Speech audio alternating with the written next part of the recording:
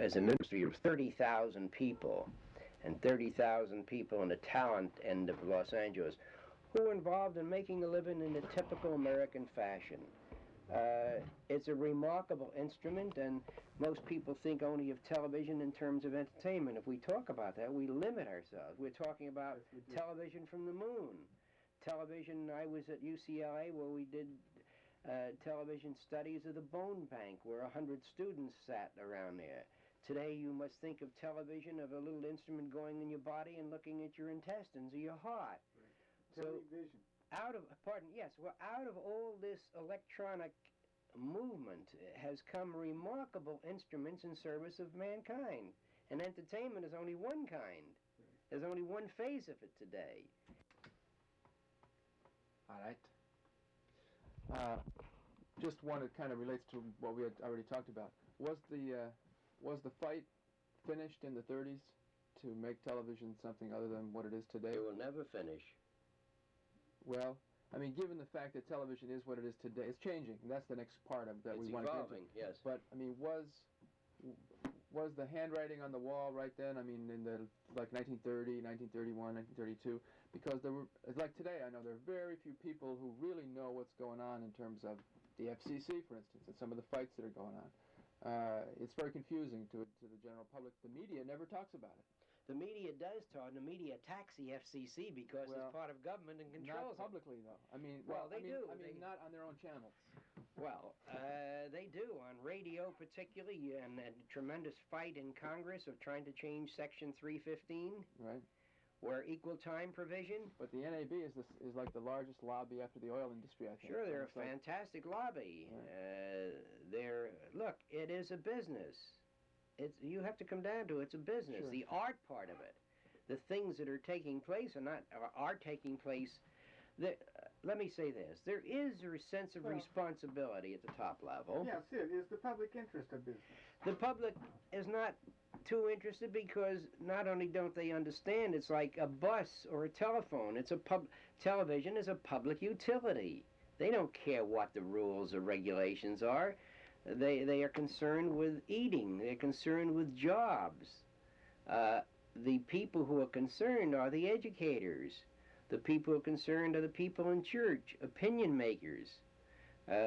Congress is interested, but they're different levels. A man on one committee won't bother Senate to put it into little capsules so it's almost frozen. Mm-hmm. And nobody gives a damn. As far as understanding it, if the people don't understand it, they understand oil, they understand taxes, and this is the same thing about this. Mm-hmm. Of course they don't understand. They know that they have 60 radio stations. They don't give a damn that the 60 radio stations are broadcasting. Some of them are put on tape for 8 hours. They are not fulfilling what the government said should be the use of radio. So the thing is that it's now under control. The whole broadcasting industry is an economic situation, not necessarily what was envisioned. The fact that there are remarkable programs, that there are wonderful things that happen, are things that happen because these fellows, the man in charge who works 40 hours or 60 hours a week, says, gee, I have to put out some programs on a cultural basis.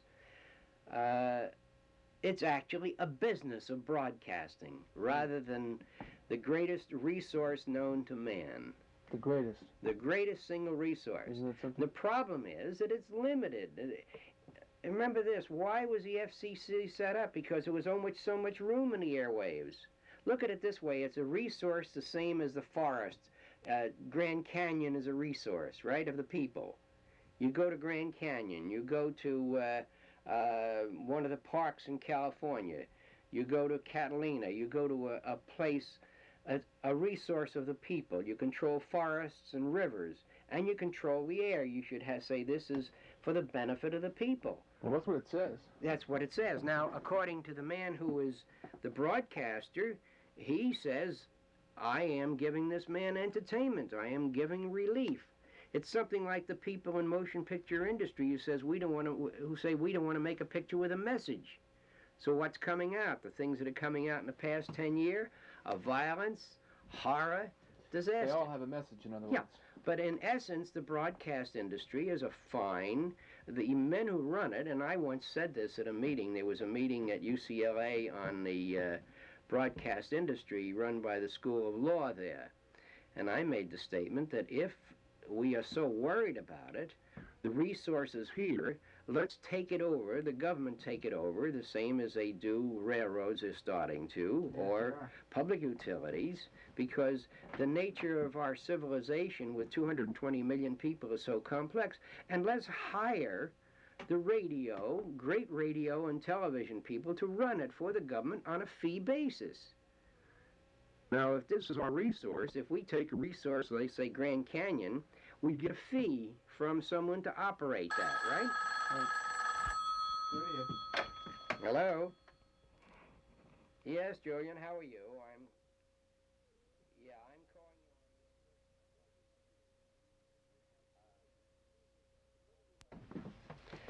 calling you. Where do we want programming to go? What are the bodies of people that are going to be influencing the nature of programming, and They're two separate what are we questions. going to advance? We want programming to be in the public interest, convenience, and necessity.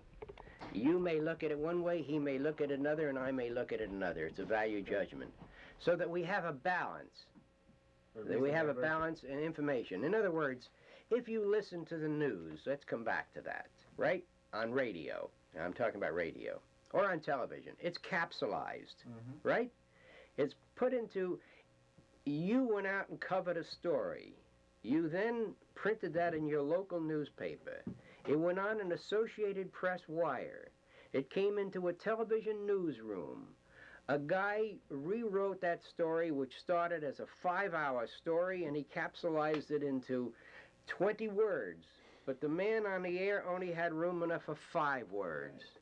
And he went on and he put that on the air, and the people got this information. Now, is that adequate?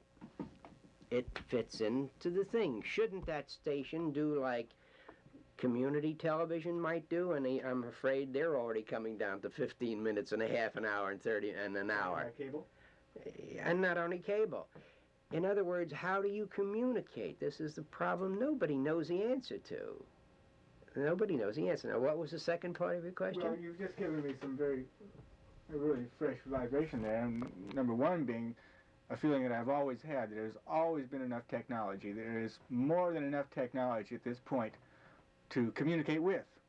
The problem is, or the great essence of what our activity has to be, is making decisions about what to communicate what and to feed into the pipeline. And the pipeline, our skills at right. feeding it in. In other words, should you start with a half-inch pipeline of 5 minutes of news? Right. Or should you say a 1-inch pipeline? Or should you say an hour pipeline? Right. Well, then you come down against this old bogey of economics. This man says, I have to make money. Unless I do it, you can't have television, which is a bunch of baloney, bunk. Because I'll give you an example. At the beginning, when some of these men used to come to me way back in the 40s and even 50s and say, gee, I'm on the air. Look how much money I've lost this past year. Well, they amortized the entire cost of that $500,000 or $1 million in 2 years. And from then on, what did they have? Replacement? Buying time? You should go to a convention of television station owners and listen to it, the networks, where the networks bring these guys in and put them on, and listen to it. It's no different than the candy manufacturers, or the book publishers, or the shoe manufacturers. It's a convention of businessmen, and their commodity is entertainment. Well, it's the facility. Now, the question is how is... Yes? Is that changing? Or go ahead. What is you asked the question. Well, it's changing because there will be... The technology is now allowed for more stations. There should be the UHF and VHS should be... But there are other things changing, too. In other words, our people's awareness are changing in terms of, you know, what things are possible, you know? I mean, well, you bring to me, it really comes down to a matter of, some of it is a part of information. People don't have the information. Yeah, Sid, we're our own producers. Technology has come to a point where we can be our own producers. Right, and also your own cameraman, and also your own editors. Right. You're a filmmaker, or you're a telemaker. You're a communications person. Now, what do you communicate? You come down to a point, you say that the public, the awareness, certainly Let me give you an example. My program in 1952 was a key program in Los Angeles. NBC wanted it, or a sponsor wanted it for New York. I went to New York with a program. The sponsor had bought the time on the air, and then they wouldn't allow the program to go on. They said, this program is too unsophisticated for children of 5 in New York. Unsophisticated for children of 5 in New York. And it didn't go on the air. It had to be more sophisticated. Now, this was a value judgment. You come back to the fact we've advanced. Have you seen the latest statistics of writing in schools? Yeah. Kids can't write. High school graduates can't write. All right, but read, right. Now, but the other thing is, because of television, because the average child is exposed to 15,000 hours of television before they graduate, they have more knowledge. They might not be able to have the skill of writing, but they have more knowledge about more things on a cumulative basis than ever before. But statistically, murders are going up. Crime is going up. We're facing another war. What is the communications medium doing? So therefore you come down, is there a need for greater responsibility on the part of the broadcast industry? The government knows its responsibility. The people beginning to be aware of what they can get. So you have come into the new medium. You come into cable television. You come into the use of the medium as it's being used in operations. It can be used in communications. You come into the use of the medium through cable TV, through pay TV, through all these uses of this one instrument, which is essentially taking a picture electronically and delivering it someplace, right? Whether it's into a classroom or into a home. Huh? Very simple process. It's a very simple process now, where it's now the question is, in the framework of our society, will the broadcaster change? No. Our America is this way. Will educators advance? Well, I'll give an examples of how they have advanced. Originally, when I was on the campus at UCLA in 1960, and I would go into a dean of a division, a department, and say, look, here's television. He said, I want nothing to do with the hands. I want my people to think. I don't want them to look at a picture, and even though they retain 35% more knowledge and get the image 50% faster, I want them to argue with it. I had this in the medical department at UCLA. I want my people to read books and then reread them and then fight with them. I don't want that type of thing. So you had educators who couldn't see it that way. So you have these various aspects at all levels, but evolving. The whole communications medium is evolving, yes. Now, will it improve because of competition? Yes, we hope, because of competition. If there are more stations, more methods of delivering this picture, more producers, then again you come down to the economic struggle. And you see it on football. Some of the football games, there are no people in the stands, but television has it in the homes. Right. Pardon me, just a minute. Yeah. With 74 years of mass communications media of radio, motion pictures, and television, that it's an evolution and not a revolution. What I say as to what will happen is only a forecast of what may happen, because the economics of television broadcasting in the United States are set down. The economics of the science of television broadcasting throughout the world is set down. I think what will happen, what can happen, because of the communication satellite,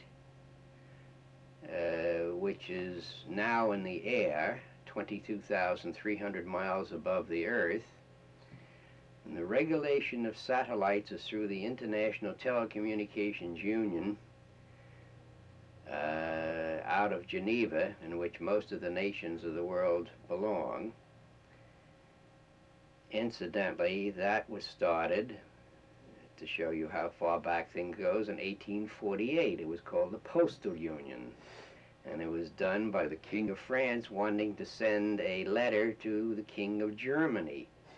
But the postal stamp that he had on it was no good in Germany, so they started the International Postal Union so that stamps of one country would be accepted in the other. Well, from 1848 to 1874, this is involved into the International Telecommunications Union, and they control the satellites. Is it more extensive, perhaps, in the UN? It's part of the UN. It's part of the UN. Part of the UN. It's in Geneva. Or I've is been the there. UN part of it?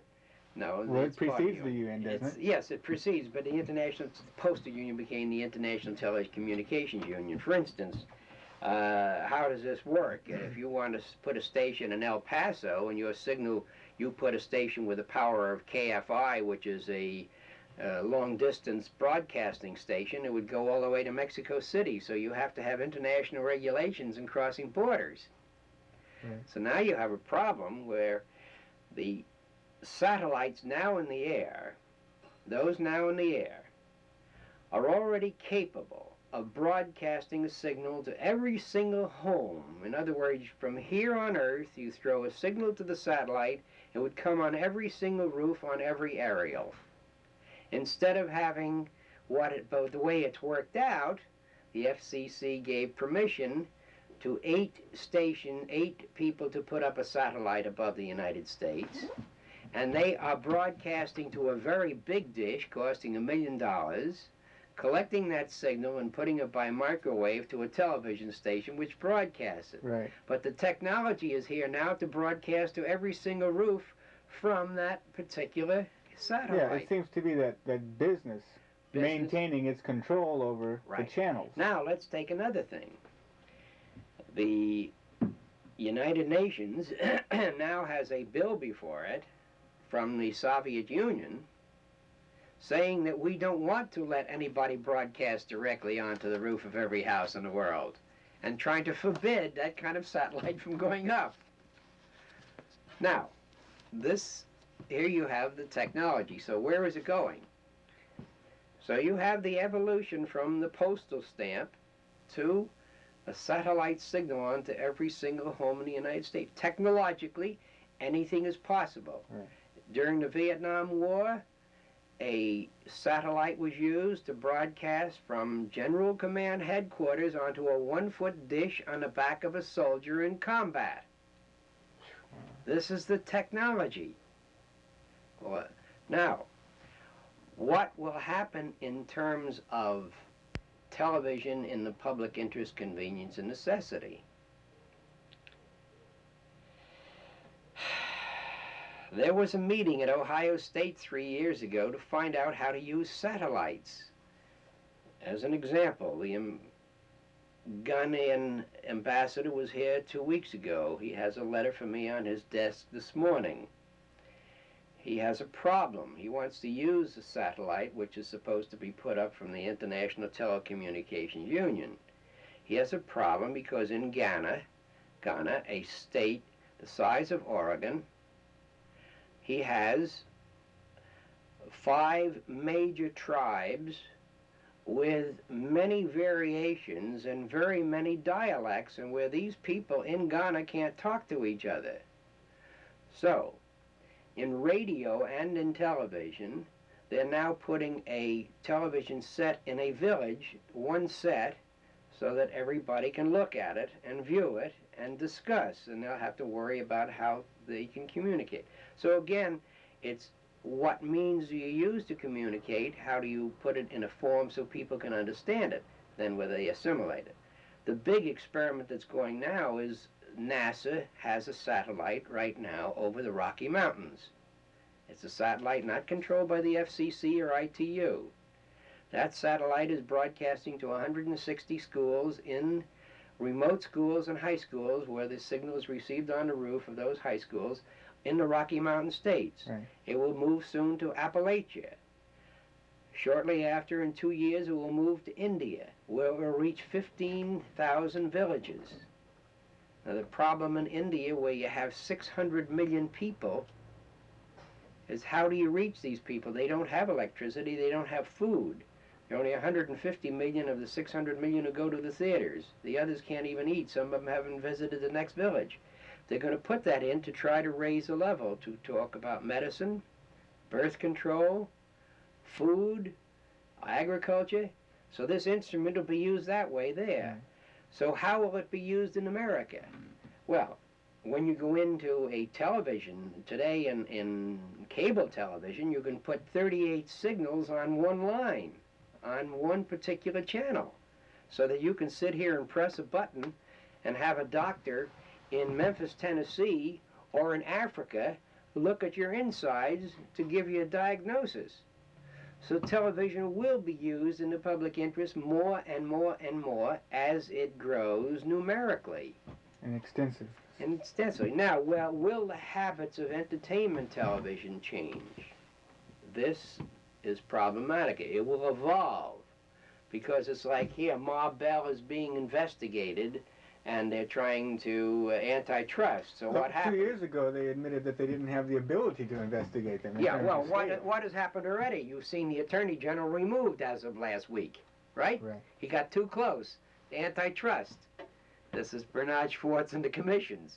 Soon as you get, so politically, they'll never get to court with the AT&T case. It'll take 15 years. They'll never divorce it. And you have telephone as a monopoly in the United States. You have AT&T. So, in the rules of our game, in the structure of our culture, in the structure of our civilization, it's not going to change very. It's going to evolve. It's not going to be a revolution. You don't think that there is a revolution happening, Syd, in terms of, at least in terms of the technology pushing people ahead again, in terms of, you see that as an evolving process? That has gone. The technology is here. I know, but I mean in terms of... in terms of utilization, what you're talking is utilization. Right. Whether, sure, it's changing at school level. Mm-hmm. It's changing community level. The National Council of Churches are working on it. But it's merely using the instrument. Now, how they use it depends on people. Electronically, technologically, it's all here. How it is to be used, of course it's changing, but slowly, not at high speed.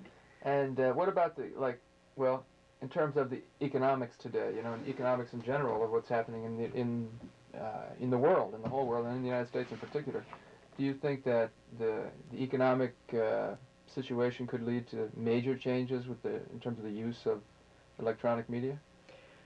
I mean, will the economics of our situation push the legislators and the people who are in control and the people who are also just the people out here, on the receiving end? Will those people put so much pressure on broadcasting as to because of the climate, you know, of our times? So, I mean, you're actually, by your question, you're answering your own question. Actually, there will be no major changes. The problem that the League of Nations saw in 1932 when they were discussing what we're discussing here 42 years later is the problem of the man on the white horse, the Hitler. If a man comes in and controls American television, if we have a dictator in this country at any point in our history, certainly it will change at that point. But under our present system, nothing is going to change. It's going to evolve.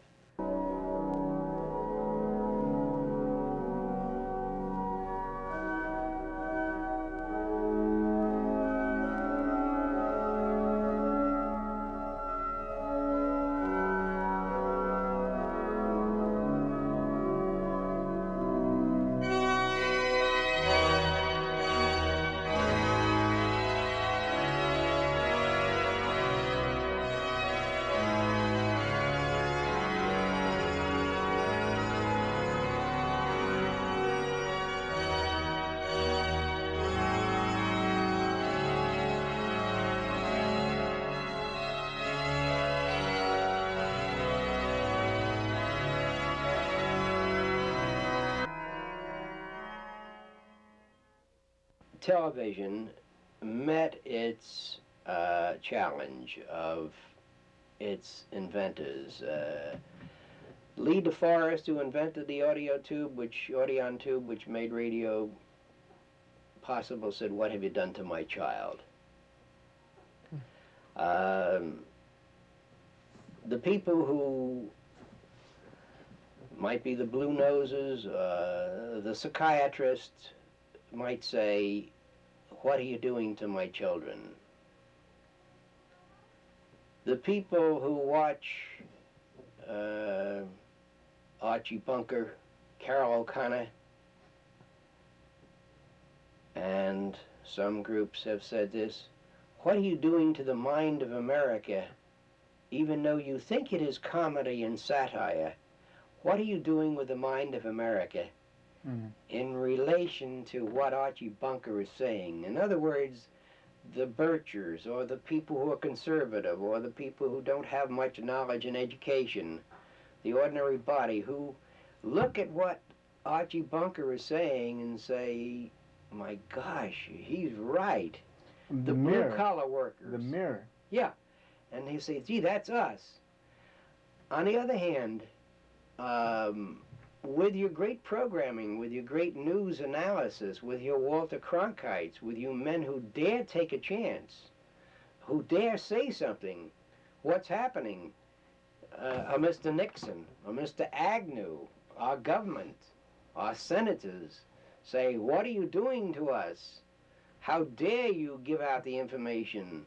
Or one of the press secretaries goes on the air and say, how dare you put that program on the air? Right. And yet, with